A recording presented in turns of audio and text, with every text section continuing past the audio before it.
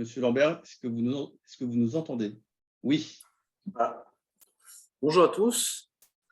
Thomas Lambert, donc dessinateur à l'usine moteur de Vénissieux pour Renault Trucks Volvo. Donc mon métier est de dessiner des outillages assez spécifiques pour aider les opérateurs à l'usine.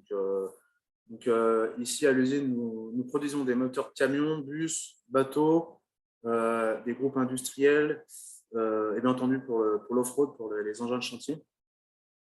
Et donc les activités principales, c'est l'assemblage des moteurs, la peinture de ces moteurs-là et quelques essais en fin de production.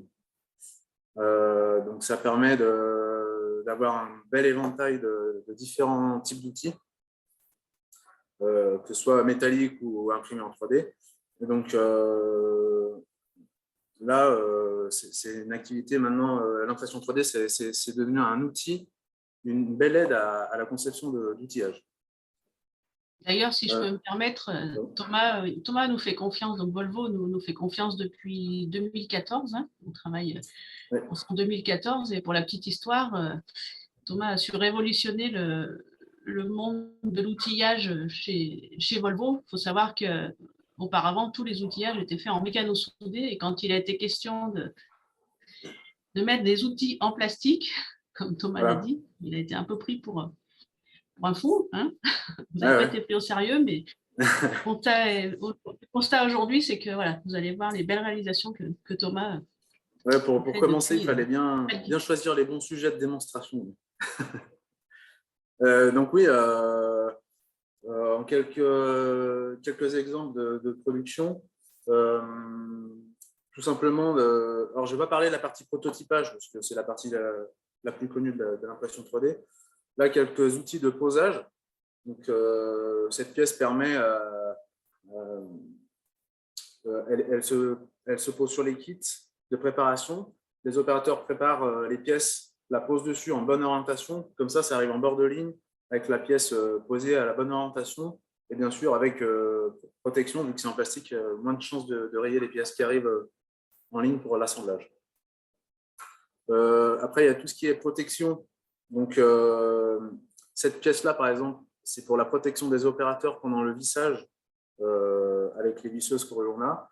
Donc, on peut imaginer la tête de la visseuse avec l'embout carré et la rallonge et la douille de serrage, par exemple. Donc ça, cette pièce, on la met autour. Et comme ça, durant le serrage, les gens, même s'ils mettent les doigts, ils ne sont pas censés le faire, mais même s'ils mettent les doigts sur la partie tournante, cette pièce-là vient protéger car elle tourne autour de l'axe. Donc cette pièce est faite en nylon PA12, chargé carbone. On a fait des tests avec le PA6, mais ça s'usait un peu trop vite. Et on a trouvé une belle solution avec ce PA12. Donc on a des quantités de pièces assez importantes qui tournent maintenant sur les lignes de production avec ça. Ça permet de sécuriser les doigts des opérateurs, on va dire. Une partie aussi, j'appelle ça le marouflage, donc pour la peinture, pour peindre les moteurs, c'est pas si simple parce que les pièces n'ont pas toutes besoin d'être peintes, suivant les clients. Donc on a besoin de cacher des pièces avant la peinture. Donc on utilise des caches. Alors avant, c'était utilisé avec du scotch qu'ils entouraient autour d'un tube pour maroufler un tube, par exemple. Là, typiquement, j'ai dessiné un cache en TPU. Donc, on peut voir, c'est très souple. Et l'avantage de ça aussi, c'est que, contrairement au scotch qu'on retire et qu'on enlève à la fin, là, la pièce passe en cuisson avec le moteur. En cuisson, c'est moins de 100 degrés. Et donc, après, on peut peler la peinture qui est dessus. Donc là, on en a enlevé beaucoup déjà. Donc, ça permet de pouvoir avoir une pièce de marouflage réutilisable. Donc, ça aussi, c'est un gain important de consommable. Pareil, même type pour maroufler un bouchon sur le moteur. Donc, ça, les gens sont bien contents de ça. Ça permet d'éviter de renouveler le stock d'outillage trop souvent. Et après, par exemple, là aussi, encore une pièce en TPU. Donc ça, c'est simplement un entonnoir pour les opérateurs qui veulent remplir leur caisse de bouchons Ça évite d'en mettre à côté. Je l'ai fait en TPU, comme ça, on est sûr qu'au moindre choc, ça ne casse pas, hein, on peut facilement le tordre. Et là, j'ai vraiment optimisé la taille du plateau de la machine. Je ne pouvais pas faire plus grand. Voilà. Après, qu'est-ce qu'il y a d'autre? Après, des outils des gabarits de contrôle. Pour contrôler des pièces avant montage, on vient checker 2 points d'une pièce pour voir si après, sur le moteur, elle pourra se monter. Ça évitera de bloquer la production en cours de route. Excusez-moi Thomas, oui. On peut dire que tous ces exemples, vous les utilisez directement sortis d'impression. Oui, tout à fait. Oui. Tout à fait. Maintenant, on a des matières qui résistent assez bien, donc on n'a plus besoin de passer par un prototype et puis après faire la pièce en acier. On utilise directement les impressions. Surtout que il faut savoir que ces pièces sont construites souvent avec plus ou moins de support, et notamment pour les pièces TPU, ce qu'il faut noter, c'est que malgré les géométries très complexes, le support qui sert à construire les pièces est soluble à l'eau uniquement. Donc ça se dissout très bien. Voilà, exploitable directement sorti d'imprimante sans besoin d'adjuvants chimiques ou autres post-traitement. Oui, voilà. Chez nous, moins il y a de produits chimiques, mieux c'est aussi. Donc la dissolution à l'eau va très bien.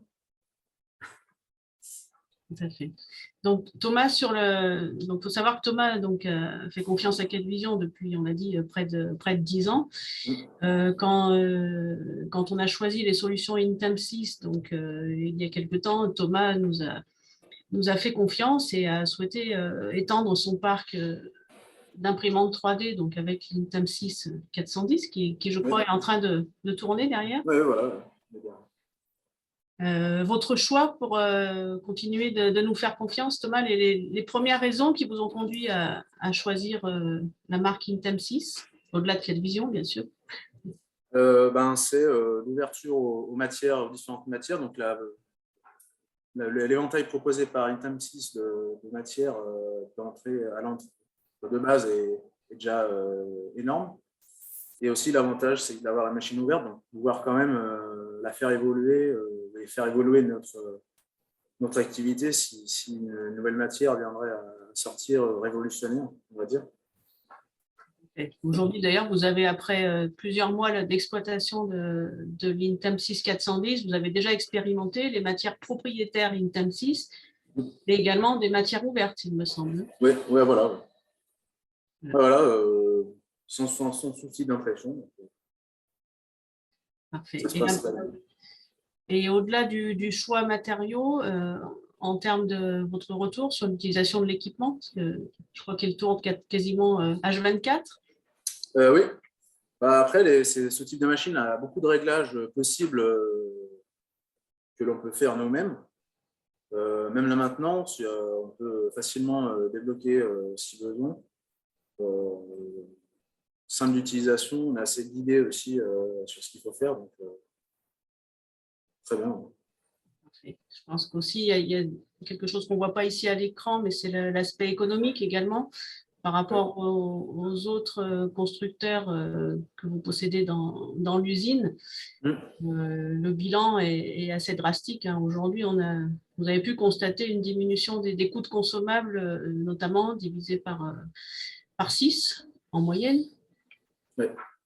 Pour des matières plus techniques, ça nous revient moins cher finalement.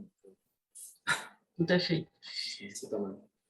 Donc, à noter, voilà, un large choix de matières techniques à des coûts effectivement bien inférieurs à ce que vous étiez habitué à connaître sur des systèmes plus fermés. Et également la gestion des supports, on l'a dit, très peu de supports. Des plateaux aussi, vous fonctionniez avec un système qui avait des plateaux en termes de consommables, ça aujourd'hui? Ouais. Donc là, on a toujours le même plateau. Donc, pareil, il y a un gain aussi là-dessus. Ouais. Oui, le plateau n'est plus inconsommable, c'est une plaque céramique. Manon le montrera peut-être après sur le showroom de Paris. on a une plaque de verre voilà, qui n'est pas inconsommable et qui du coup, ne représente pas un coût supplémentaire. Peut-être pour en terminer, on voit un scanner au-dessus de l'imprimante. Oui, c'est un outil qui est bien utile aussi, qui se couple aussi très bien avec l'impression 3D. Donc le scanner Artec Léo. Ça permet de modéliser rapidement, par exemple, un cas qu'on a vu dans le slide précédent. On a modélisé le pouce d'un opérateur pour après venir y dessiner une protection pour aller. C'était une opération assez difficile ergonomiquement pour pousser des petits pions. Donc on a dessiné, scanné le pouce, dessiné une protection et bien sûr imprimé en TPU pour qu'il puisse avoir la souplesse aussi dans son gant. Donc là, voilà un exemple à peu près d'une belle combinaison d'utilisation scanner et impression. Voilà, on peut voir sur les images. Parfait. Donc là, la pièce a été dessinée pour l'opérateur, à la taille du pouce de l'opérateur. C'est pas quelque chose de taille standard. L'outil personnalisé. C'est ça. Parfait.